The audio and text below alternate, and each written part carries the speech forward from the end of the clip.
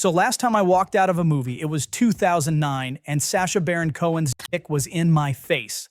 I honestly thought that was a once-in-a-lifetime thing, but this September, some studio actually managed to top that. And yeah, it was one of those box office losers I'm about to talk about, a movie so dumb I couldn't last more than 30 minutes. The selection in September was thin, just a couple of big premieres, but what flopped hard. Let's see how everyone fared this month. Sony played a classic Hollywood game here. They bought Kogonada's film for $50 million at European film market back in 2024, and another $45 million went into production. That's $100 million riding on a director whose films have barely made $3 million total before this. They delayed the release from May to September, clearly hoping for some festival prestige. Instead, they skipped the festival circuit entirely. At the time, everyone was confused, but now it makes total sense. This is the movie I actually walked out on. I went in knowing the reviews were bad, 37% on Rotten Tomatoes, but I figured with Colin Farrell and Margot Robbie, how bad could it be?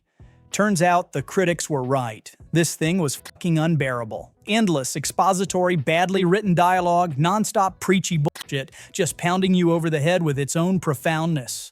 Margot Robbie, who could have chemistry with a lamppost, somehow had zero chemistry with Farrell. Both of them felt miscast, just floating through it. I'm putting this on Sony and their exec decisions. You don't throw $50 million at a director with almost no box office track record and then act shocked when it blows up in your face. There's got to be a foundation, stars or not. Not everyone's meant for big-budget gigs. Margot's talked openly about the anxiety of being one box office disaster away from being dropped by Hollywood. A big, bold, beautiful journey isn't going to end her career, of course, despite that $100 million loss. But her next one, Wuthering Heights, with the Saltburn director, that might be the real danger. One battle after another was the biggest prestige release of this fall. DiCaprio, Paul Thomas Anderson, massive budget, $140 million, maybe closer to $175 depending who you ask. Everyone expected a flop. And it's not like we all just hate Anderson, it's the math. This kind of money for a politically divisive, heavy adult drama? Never gonna break even. And that's exactly how it played out. Critics lost their minds, sure. 95% on Rotten Tomatoes, universal praise from Spielberg, Coppola, lots of other Hollywood big names. Spielberg called it insane. The talk now is that this might be the Oscar frontrunner. Best Picture, Best Director, all in play. Anderson's never won, and the narrative is lining up just like when the Academy finally gave Scorsese his Oscar for The Departed. But business is business. To break even, this needed $300 million global. Never possible. This isn't Sinners, which only dropped 5% in its second weekend. One battle dropped 50. You can't leg it out from there. Oversized budget killed it. In a world where Nolan made Oppenheimer for $100 million, giving Anderson this much was just nuts. Not saying Warner Brothers shouldn't back these films. Anderson and DiCaprio are both legends, and the film is called a masterpiece, although I don't agree. This isn't superhero sludge, and we need more films like this. But let's be honest here. Nobody saw $140 million up on the screen. Money-wise, it's a clear loser. All the awards in the world won't change the math. This one's easy. The Conjuring Last Rites is a massive win. It's only the third horror movie in history to cross $450 million global, not adjusted for inflation. Before this, only Stephen King's It and its sequel did it. Some folks say Last Rites pulled an Avengers Endgame move for horror fans, and the numbers actually back that up. Biggest global opening for a horror film ever. No sign of slowing down. Highest grossing horror of 2025, beating Sinners, Weapons 28 years later. Not surprising though, the Conjuring franchise is the most profitable horror series ever. Reviews are only okay, 59% on Rotten Tomatoes, but nobody cares. People keep showing up. Supposedly, this was the final chapter. The studio said they wanted to end things on their own terms, but like Marvel, you know they can't walk away from a cash cow. There's already talk of a Conjuring prequel. Maybe James Wan comes back, maybe not. The movie's still in theaters, but you can already rent or buy it on digital. I wonder who thought dragging these guys out of the grave for a sequel was a good idea. It's Hollywood, so of course nostalgia is king, and they're milking absolutely everything. But a Spinal Tap sequel decades after the first, that's next level. In the new one, the fake heavy metal band gets back together after 20 years apart for one more gig. Rob Reiner's back directing. Even Christopher Guest comes out of retirement to play Nigel. Guest himself admitted, "When we got together, we made each other laugh."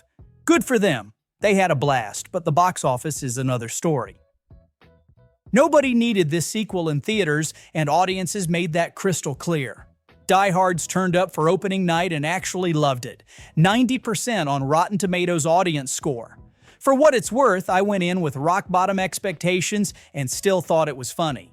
There's even a great closing gag that makes the whole thing worth sitting through.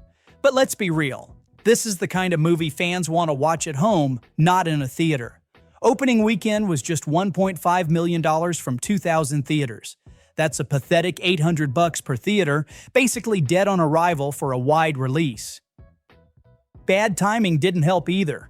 Spinal Tap was just one of 4 new wide releases that weekend, and with a smarter calendar it might have scraped together a little more.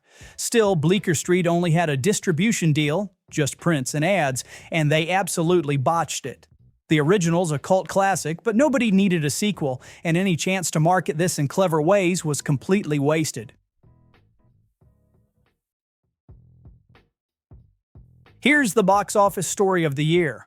Demon Slayer blew the freaking doors off. Every studio in Hollywood underestimated just how massive anime has become. This one guaranteed you'll see a lot more wide-release anime movies in the future. Honestly, Infinity Castle barely feels like a real movie. It's more a bunch of anime episodes smashed together, absolutely crammed with exposition. They spell out every last thing for the audience, like they think you're watching on Netflix with half your brain turned off. It goes almost 3 hours and drags like hell, even if it's visually great. But none of that matters for the fans. This was an event. They showed up in force. A cinema score, 99% audience score on Rotten Tomatoes. It's basically critic proof. And the box office is just insane. $75 million opening weekend in the States. That's literally James Cameron Avatar opening numbers. These anime releases are always front-loaded, with the fandom showing up day one and then a huge drop-off. Same story here. Second weekend it cratered 75%, but still banked another $17 million. North America alone, $126 million. Global box office, $633 million on a $20 million budget. That's a return on investment you just don't see anymore. Universal barely screened this for press, and when they did, they lifted the review embargo at 1 a.m., like they already knew what was coming. Monkey Paw Productions is not having a good year. Jordan Peele's company just axed a chunk of its development staff, and now this. Critics gave it 32% on Rotten Tomatoes and called it a hollow mess of style over substance that even the best intentions can't save. And it bombed. $25 million on a $27 million budget. But go look at the marketing. Universal really tried to make this thing feel like a Peele film. The trailer, the poster, the whole campaign tried to sell you that this was some lost cousin of Get Out. But it's not. Peele didn't direct, didn't write, he just produced, but they went out of their way to slap his whole aesthetic on it and hope nobody would notice the difference. Justin Tipping directed, Tariq Withers stars as the quarterback, Marlon Wayans plays the washed-up mentor, and the whole thing turns into psychological and body horror that goes nowhere. Nobody bought it. Even Marlon Wayans, who's had more than a few bombs in his career, ran to Instagram to defend the movie, said it's ahead of the curve. Sure, whatever you say. The truth is, Peele needs to save his company by actually directing again, but that's not happening anytime soon.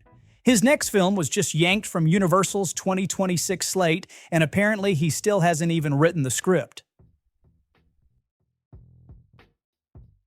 I wouldn't even call this one a real winner. It just wins because everything else flopped. Fifth highest grossing movie of September with $43 million, barely above break-even. The Long Walk is heading to digital on October 21st, but still hanging around in theaters for a few more weeks, maybe picks up a couple million more if it's lucky. Reviews are actually pretty good. Expectations were low, but critics and audiences are both over 80% on Rotten Tomatoes. People are calling it a brutal, riveting Stephen King adaptation. This is King's first novel, published under Richard Bachman, and it's as dark as you'd expect. 50 teenage boys forced to march until only one survives. Drop under 3 miles per hour, you're executed on the spot.